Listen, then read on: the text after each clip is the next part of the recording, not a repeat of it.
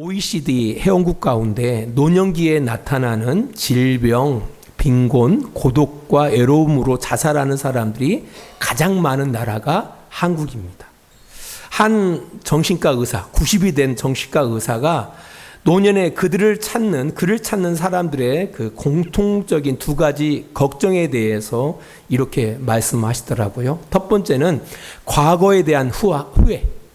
내가 이 나이 먹도록 내가 무엇을 했나, 내가 잘못 살았나, 이런 후회를 한다라는 겁니다.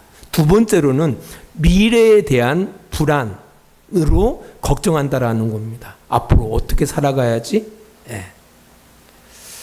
이런 가운데 이런 처방을 하시더라고요.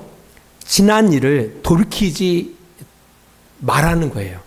지난 일을 생각하지 말아요. 그리고 오늘 집중된 삶을 살아가라는 겁니다. 집중된 삶. 이게 그 집중된 삶이 뭐냐라고 할 때 하루하루를 충실하게 살아가래요. 아침에 일어나면은 약도 드시고 물 한 잔 드시고 식사도 하시고 산책도 하시고 이런 충실한 삶을 살아가라는 거예요. 그리고 유쾌하게 살려고 노력하라는 거예요. 유쾌하게. 재미있게 살려고 노력하시라는 겁니다. 많이 공감이 되어졌습니다. 늙은 아브라함도 하나님의 언약이 좀처럼 이루어지지 않는 것을 그가 느끼면서 동일한 두려움 가운데 빠져 있었습니다. 내가 잘못 떠났나? 이런 과거에 대한 후회와 내가 이 이방 땅에서 어떻게 살아가야지? 라는 미래에 대한 걱정으로 두려워하고 있었습니다. 창세기 15장 1절입니다.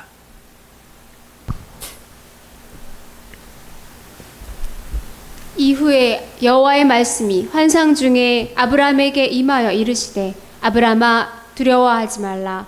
나는 내 방패요 너의 지극히 큰 상급이니라. 아멘.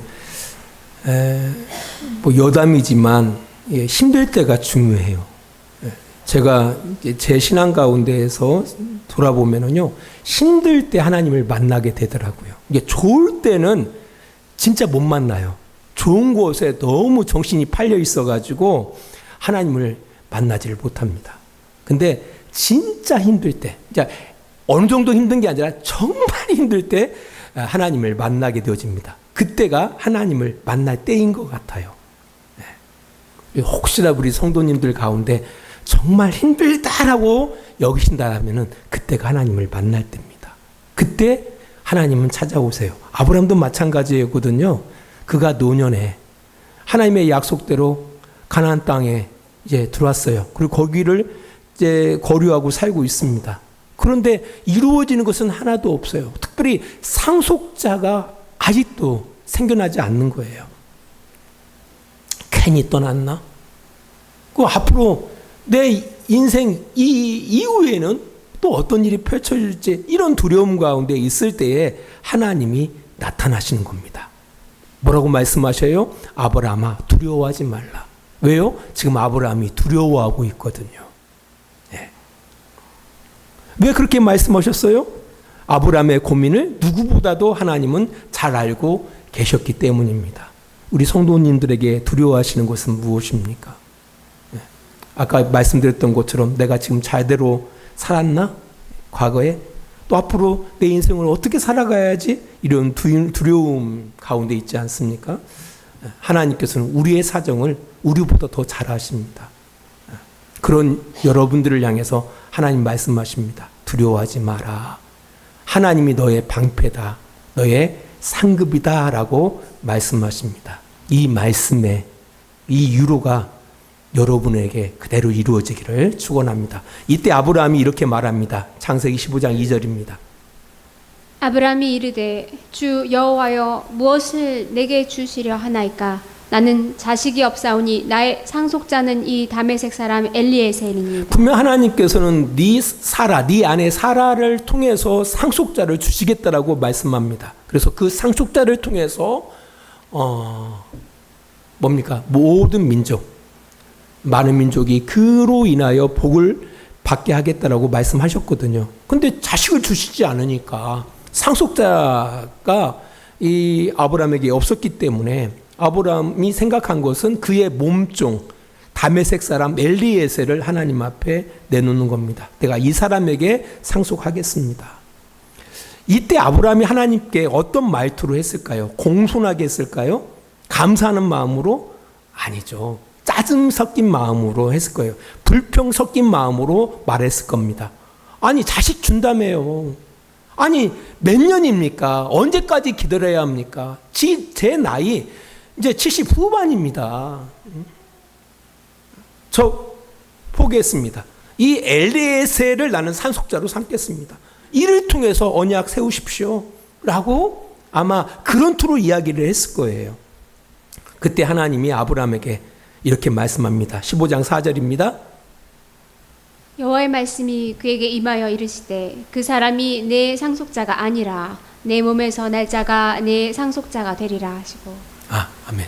하나님 다시금 언약을 상기시킵니다. 그 사람이 아니다. 네 몸에서 날 그 사람이 네 상속자가 될 것이다라고 말씀합니다. 그렇게 시간이 흘러갑니다. 이제 아브라함이 가나안에 거류한 지 10년이 되어져 갑니다. 여전히 아브라함의 아내 사라에겐 몸에 어떤 변화도 없습니다. 어떤 변화도 없어요. 그 당시 이 즈음이 아브라함의 아내 사라의 나이가 76세 정도 됐을 때예요. 창세기 16장 1절입니다. 아브라함의 아내 사레는 출산하지 못하였고 그에게 한 여종이 있으니 애굽 사람이요 이름은 하갈이라. 거의 한 10년 정도 또 지나다 보니까 이제 아브라함이 이제 그 인내의 한계를 느낀 거예요. 그런 가운데 사라가 아브라함에게 이렇게 말합니다. 나는 힘들어도 당신은 자식을 낳을 수 있을 것 같으니까 내 몸종 하갈을 통해서 자식을 낳으십시다. 그래도 종보다는 그 당신의 자식이 낫지 않겠습니까? 그 말이 아브라함에게도 좋게 여겨졌습니다. 그래서 그 몸종 하갈과 더불어 하갈을 통해서 자식을 낳게 되어집니다. 그 아이의 이름이 이스마엘입니다. 그리고 아브라함은 생각합니다. 하나님께서 이 이스마엘을 통해서 그 언약을 이루실 것이다 라고 생각을 해요. 그리고 나서 13년 동안 하나님은 아브라함에게 침묵하십니다. 그 일이 있은 후 13년 동안 그렇게도 자주 나타나셨던 하나님께서 아브라함에게 나타나지 않아요. 그렇게 아브라함의 나이 99세가 되어집니다. 창세기 17장 1절입니다. 아브라함이 99세 때 여호와께서 아브라함에게 나타나서 그에게 이르시되 나는 전능한 하나님이라 너는 내 앞에서 행하여 완전하라. 그러니까 13년 만에 하나님이 아브라함에게 나타나시는 거예요. 그리고 하시는 말씀이 나는 전능한 하나님이다. 이 이야기는 어떤 뉘앙스가 있어요? 왜 나의 전능성을 네가 믿지 못했느냐? 너는 내 앞에서 완전하라. 왜 그렇게 행동했느냐? 네 마음대로, 네 뜻대로. 믿음의 사람 아브라함도 그렇게 살았어요. 그렇게 너무 여러분들을 향하여 자책하지 마십시오. 자기가 믿음이 없다고? 아니에요. 원래 그런 거예요, 우리가. 아브라함도 그랬다니까요. 그렇게 자주 하나님을 경험했던 이 아브라함도 하나님의 전능하신 하나님을 잘 믿지 못했고요. 하나님이 끊임없이 말씀하시고 계셨지만 그럼에도 불구하고 자기 뜻대로, 자기 생각대로, 자기의 옳은 대로 행동했다라는 거예요. 자, 그렇게 말씀하시면서 다시금 언약에 대해서 말씀합니다. 17장 2절입니다. 내가 내 언약을 나와 너 사이에 두어 너를 크게 번성하게 하리라 하시니. 16절입니다. 창세기 17장 16절.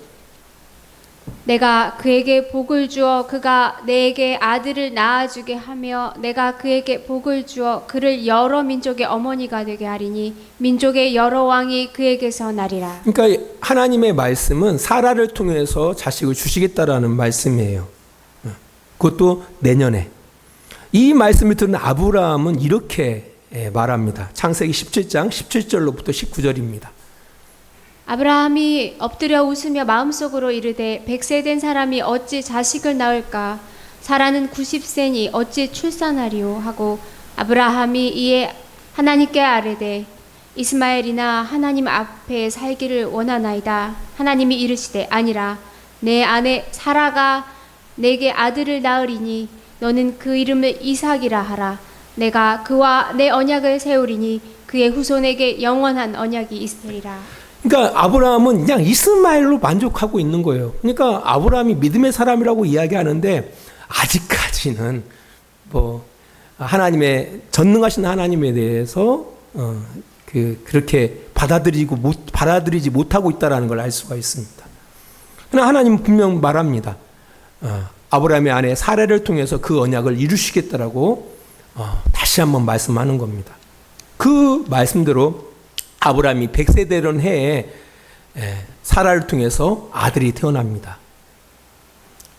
그들은 하나님의 말씀대로 그 아들의 이름을 이삭이라고 짓습니다. 한번 생각해 봤어요. 아브라함이 이삭이라는 이름을 부를 때마다 어떤 생각이 들었을까? 아마 세 가지 생각이 들었을 것 같아요. 첫 번째는 하나님의 언약은 반드시 이루어지는구나. 이삭이라는 이름을 부를 때. 이삭이 그 증거거든요. 또 한 가지는 아브라함의 믿음 없음에 대한 부끄러움을 느꼈을 것 같아요. 이삭을 주신다고 하셨을 때, 그 아들을 주신다고 하셨을 때 아브라함이 웃었잖아요. 왜 웃어요? 아니 100세에 먹은 이 할아버지가 또 내 아내가 90세인데 언제 아이를 잉태해서 자식을 난다? 이런 어떤 생각을 갖고 있었거든요. 하나님은 하실 수 없어. 아무리 하나님이라도. 이런 어떤, 그러니까 이삭을 부를 때마다 그런 부끄러움이 있었을 것 같아요. 세 번째, 하나님은 결국 우리를 웃게 하시는 분이구나. 이삭 이름의 뜻이 뭡니까? 웃음이거든요. 웃음. 하나님이 결국 우리를 웃게 하시는구나.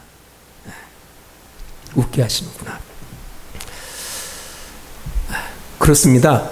우리가 믿고 경외하는 그 하나님 아버지는 그가 하신 약속을 반드시 지키시는 하나님이십니다. 이게 그 이스라엘의 그 조상들의 이야기를 통해서 우리에게 전달해 주고 있다라는 겁니다. 하나님이 약속하신 것은 반드시 지키신다라는 거예요.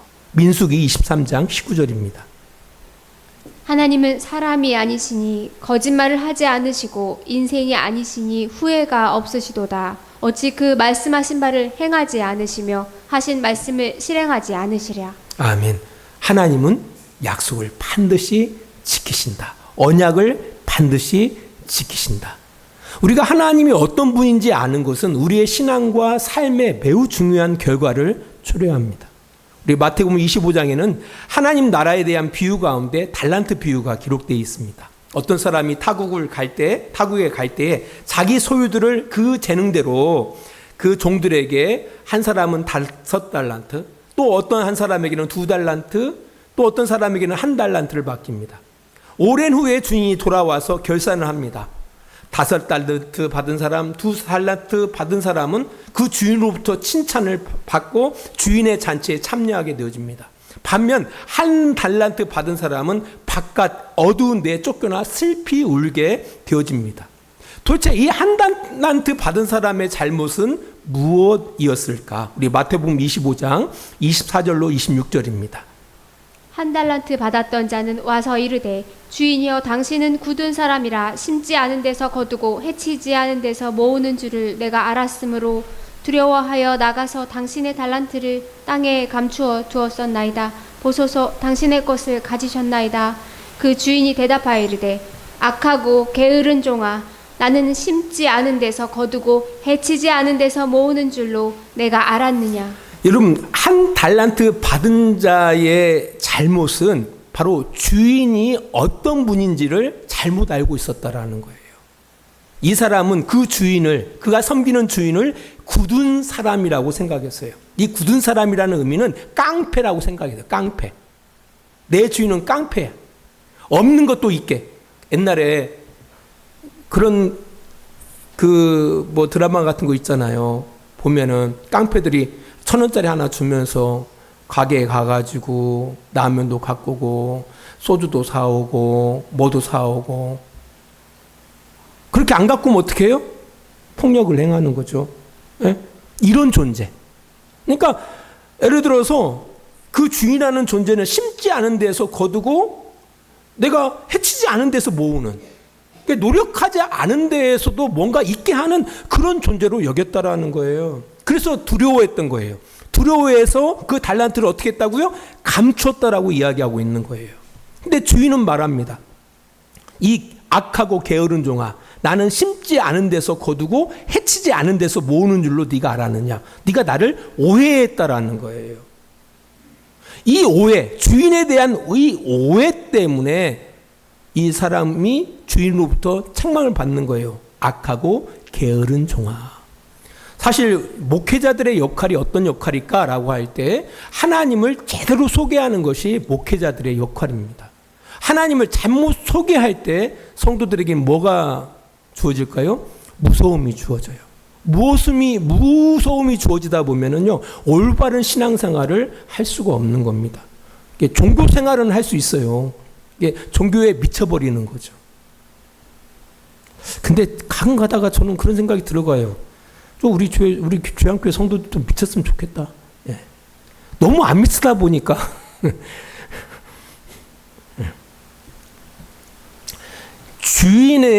주인이 누구인지에 대해서 아는 건 정말 중요하다는 사실을 이 성경이 이야기하고 있다는 거예요.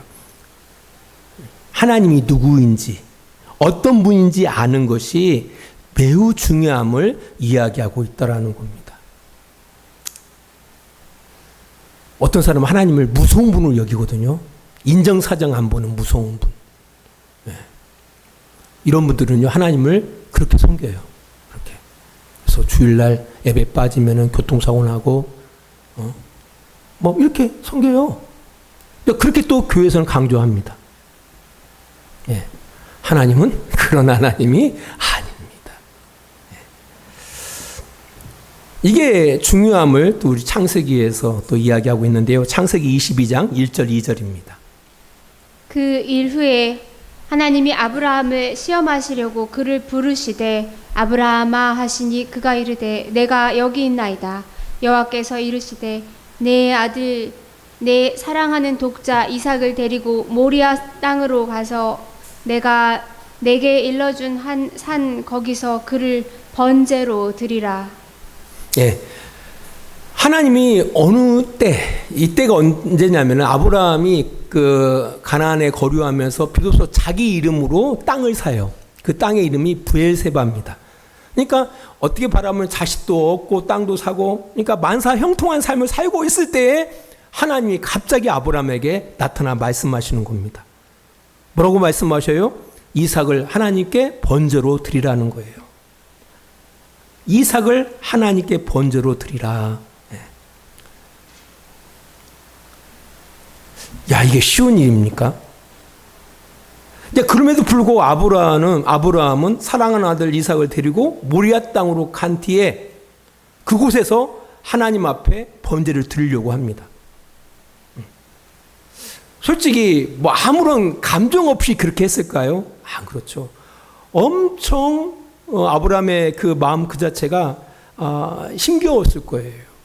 그러다 보니까 자기 아내하고 상의도 하지 않고 아침 일찍 자기 종들과 이삭과 번제에 쓸 장작들을 가지고서 떠나는 겁니다. 그리고 종들을 잠깐 머물게 하고 하나님이 약속한 그 산에 올라가서 이삭을 결백하고 제단 나무 위에 놓고 손을 내밀어 칼로 아들을 잡으려 할 때 하나님이 이렇게 나타납니다. 창세기 22장 12절입니다. 사자가 이르시되 그 아이에게서 내 손을 대지 말라. 그에게 아무 일도 하지 말라. 내가 내 아들 내 독자까지도 내게 아끼지 아니하였으니 내가 이제야 내가 하나님을 경외하는 줄을 아노라. 예, 사본역 성경에서는 이 말씀을 이렇게 번역하고 있어요. 내가 너희 아들 너희 외아들까지도 내게 아끼지 아니하니 내가 하나님 두려워하는 줄을 내가 이제 알았다라고 말씀합니다. 도대체 아브라함이 가진 하나님에 대한 믿음, 어떤 믿음이었을까? 어떤 믿음이었기에 독자 이삭을 바칠 수 있었을까? 아까 전에는 전혀 그런 모습이 아니었잖아요. 하나님이 전능하심에도 불구하고 그걸 온전하게 신뢰하지 못했잖아요. 그랬던 아브라함이 하나님의 명령에 순종하는 거예요. 순종하는 거예요. 이제 이 부분을 히브리서 기자는 이렇게 해석하고 있습니다. 히브리서 11장 19절입니다. 그가 하나님이 능히 이삭을 죽은 자 가운데서 다시 살리실 줄로 생각한지라 비유컨대 그를 죽은 자 가운데서 도로 받은 것이니라. 네, 아브라함은 하나님을 어떤 분으로 믿었느냐라고 할 때 하나님께서 언약을 반드시 지키시는 분이기 때문에 하나님의 명령대로 독자 이삭을 죽여 번제로 드린다 할지라도 하나님이 다시 이삭을 살려서 그를 통해서 하나님의 언약을 반드시 이루실 분이라고 그가 여겼다라는 거예요. 이해 가시죠?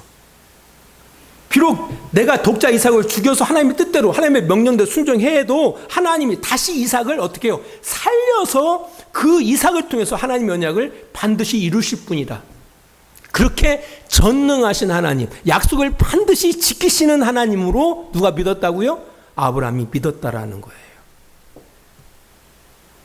그러니까 바로 이 믿음이 하나님을 경외하는 것으로 하나님께 순종하는 그런 아브라함으로 나오게 했다라는 거예요. 창세기 22장 12절에 이야기하는 것처럼 하나님께서 아브라함 어떻게 인정해요? 네가 나를 경외하는 줄 내가 알았다. 경외하는 줄. 네가 정말 나를 믿고 있구나. 네가 정말 내게 순종하고 있구나. 이렇게 하나님이 인정하고 있다라는 거예요. 호세아 선지자는 이렇게 말합니다. 내가 바라는 것은 변함없는 사랑이지 제사가 아니다. 불살라 바치는 제사보다 너희가 나 하나님을 알기를 더 바란다라고 말씀하고 있는 겁니다. 말씀의 결론을 맺겠습니다. 하나님 어떤 분이시다고요? 하나님이 하신 말씀은 반드시 지키시는 하나님이십니다. 우리는 그 하나님을 믿고 경외하는 겁니다. 하나님이 우리에게 원하시는 것은 뭘 원하신다고요? 나 하나님을 알기를 더 바란다. 잠깐 기도하겠습니다. 하나님, 오늘 말씀을 통해서 하나님께서 하신 말씀에 대하여 반드시 이루시는 하나님이심을 알게 되었습니다. 이 하나님의 하나님 되심을 우리의 마음 깊이 새기고 어떤 상황과 환경 속에서도 우리의 방패와 상급 되신 하나님을 의지하고 그분의 말씀에 우리가 순종하는 복된 주양교회 성도들이 되어질 수 있도록 주님 도와주시옵소서. 예수 그리스도의 이름으로 기도합니다. 아멘. 이제는 늘 우리와 함께 하시며 우리의 필요를 아시고 채우시는 넉넉하신 우리 아버지 하나님의 놀라우신 은혜하심과 예수 그리스도의 십자가의 사랑하심과 성령의 감화와 감동과 지키시고 인도하심이 오늘도 시간을 구별하여 주님 앞에 예배하는 귀한 성도들의 머리 위에 하나님의 놀라우신 사랑이 늘 함께하여 주시기를 간절히 축원하옵나이다. 아멘.